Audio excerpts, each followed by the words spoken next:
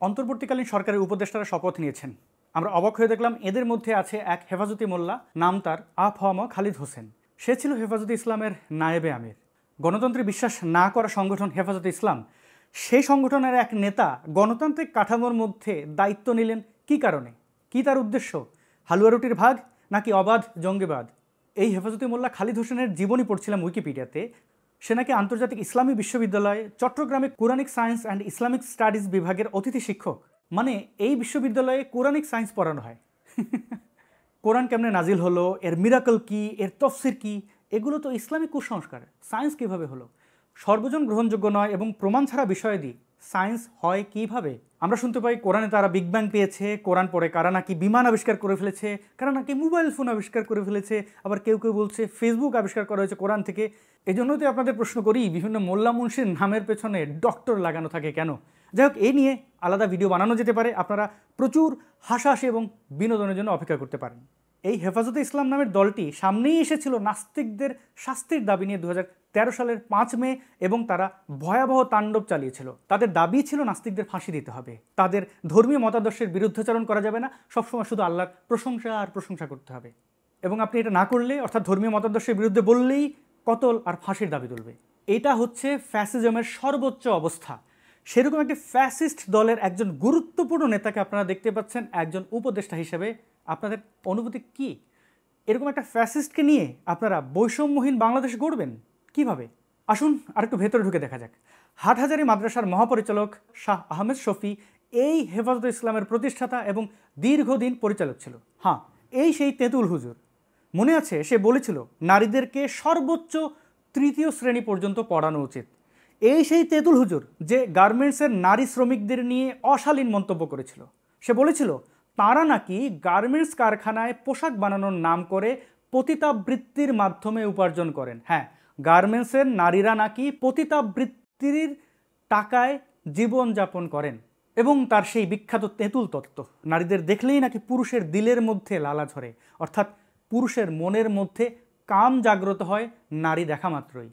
আসুন এই আহমেদ শফির অন্যান্য ফতোয়া দেখে নেওয়া যাক। প্রথম আলোর এই রিপোর্টটি দেখুন।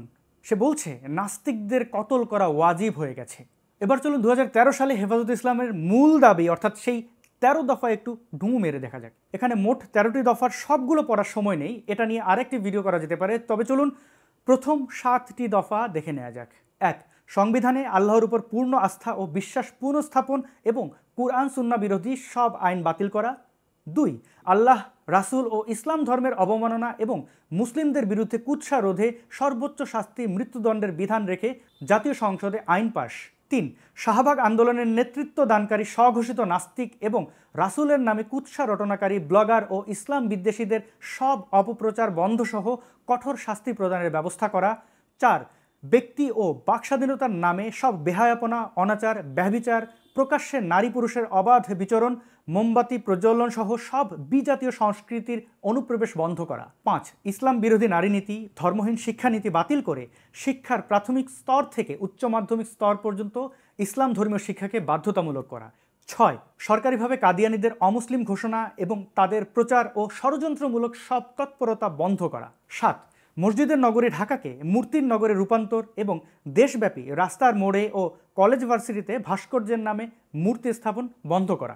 আপনারা এই 13 দফা থেকে স্পষ্ট হলেন এই হেফাজত কোন মাত্রার ফ্যাসিস্ট। ইসলামের সামান্যতম বিরোধিতা করলেই এরা সেটাকে চূড়ান্ত ধর্মীয় অনুভূতিতে আঘাত বা ধর্মের অবমাননা ফতোয়া দিয়ে সেই ব্যক্তিকে হত্যা করার জন্য ঝাঁপিয়ে পড়ে। হত্যা করতে না পারলে রাষ্ট্রের কাছে অযৌক্তিক এবং এই ফ্যাসিস্ট আচরণ দেখিয়ে সেই ব্যক্তির জীবন ধ্বংস করে দেওয়ার জন্য তারা সবসময় চেষ্টা করে এসেছে, চেষ্টা করে যাচ্ছে। আপনারা একটু আগে আহমেদ শফির সে সকল ভয়ঙ্কর ফতোয়া দেখে নিলেন। আমরা স্কুলে কি পড়াবো তা তারা ঠিক করে দেবে, সহশিক্ষায় তাদের আপত্তি। এই হেফাজত কিন্তু দেওবন্দ থেকে আসা ভয়ঙ্কর মতবাদ, এবং তাদের আরেক উত্তরসূরি হচ্ছে আফগানিস্তানের সেই কুখ্যাত তালেবানি সন্ত্রাসীরা। এরা মেয়েদেরকে 3য় শ্রেণীর বেশি পড়ালেখা করতে নিষেধ করছে। দেখতে পাচ্ছেন তো, হেফাজতের সাথে এদের রয়েছে শতভাগ মিল। আমাদের সকল স্বাভাবিক সাংস্কৃতিক অঙ্গনকে তারা আপত্তির চোখে দেখে। আপত্তির চোখে দেখলে কোনো অসুবিধা নেই, কিন্তু তারা সেই সকল স্বাভাবিক সাংস্কৃতিক অঙ্গনগুলোকে একে একে ধ্বংস করে দেওয়ার সর্বাত্মক চেষ্টা চালিয়ে যাচ্ছে। আমাদের বাংলাদেশের আহমেদিয়া সম্প্রদায়ের কথা আপনারা নিশ্চয়ই জানেন। শান্তিপ্রিয় এবং প্রগতিশীল এই মুসলমানদেরকে তারা বিদ্বেষের চোখে দেখে এবং তারা তাদেরকে ব্যঙ্গ করে বলে কাদিয়ানি। আহমেদিয়া পর্যন্ত বলে না। আহমেদিয়া সম্প্রদায়ের উপরে তাদের হিংস্রতার নমুনা তো এই 6 নম্বর দফায় একদমই স্পষ্ট। 7 নম্বর দফায় দেখুন এই দেশের ভাস্কর্যের বিরুদ্ধে তাদের কতটা ক্ষোভ। কেন এগুলো ভেঙে ফেলা হচ্ছে তার প্রমাণ পাচ্ছেন তাদের এই 7 নম্বর দফা থেকে। এবং তাদের যে নবী মোহাম্মদ, সে মক্কার ভেতরে থাকা 360টি মূর্তি নিজের হাতে ভেঙেছিল, যা আজ পর্যন্ত পুনঃস্থাপন করা সম্ভব হয়নি। আপনার আশপাশে খেয়াল করলেই দেখবেন মাদ্রাসায় কিন্তু সুশিক্ষা দেওয়া হয় না, দেওয়া হয় 1500 বছর আগের বর্বর কুশিক্ষা। কুশিক্ষার চেয়ে অবশ্যই অশিক্ষা উত্তম। আমাদের গ্রামগঞ্জে খেটে খাওয়া যে কৃষকরা রয়েছেন তারা কুশিক্ষিত নন, তারা শিক্ষাহীন। হেফাজতে ইসলামের এরকম বর্বর বদমাশদের মধ্য থেকে একটাকে ধরে এনে উপদেষ্টা না বানিয়ে যদি গ্রামগঞ্জ থেকে কোনো একজন কৃষককে ডেকে এনে এরকম উপদেষ্টা বানানো হতো, তাহলে কি খারাপ হতো নাকি ভালো হতো, সেই প্রশ্নটি আপনাদের কাছে রাখছি। আমরা সকলেই কিন্তু জানি এই সকল লিল্লাখোর কুশিক্ষিত মোল্লাদের ব্যাপক হাড্ডির লোভ। সেই ফ্যাসিস্ট হাসিনার সাথেও কিন্তু এদের ছিল বেশ দহরম মহরম সম্পর্ক। দেখতে পাচ্ছেন এই ছবিটি তার প্রমাণ। ফ্যাসিস্ট হাসিনা এই হেফাজতিদের কিন্তু অনেক আশকারা ও সাহায্য সহযোগিতা করে এসেছে। আহমদ শফিকে রেলের জমি দিয়েছিল এই হাসিনা। দেখুন, অন্যায়ভাবে তার দখলে রাখা জলাশয় তাকেই দিয়ে দেওয়া হয়েছিল। এছাড়াও কওমি মাদ্রাসার কুশিক্ষাকে এই শেখ হাসিনা সাধারণ শিক্ষার সমমর্যাদায় অধিষ্ঠিত করেছিলেন। চলুন আপনাদের কয়েকটি খবর দেখিয়ে নিচ্ছি। শেখ হাসিনার অবদান চিরস্মরণীয় হয়ে থাকবে, এটি বলছে আল্লামা শফি। শেখ হাসিনার সঙ্গে আল্লামা আহমেদ শফির আধ্যাত্মিক সম্পর্ক রয়েছে, এটি বলছে নদভী।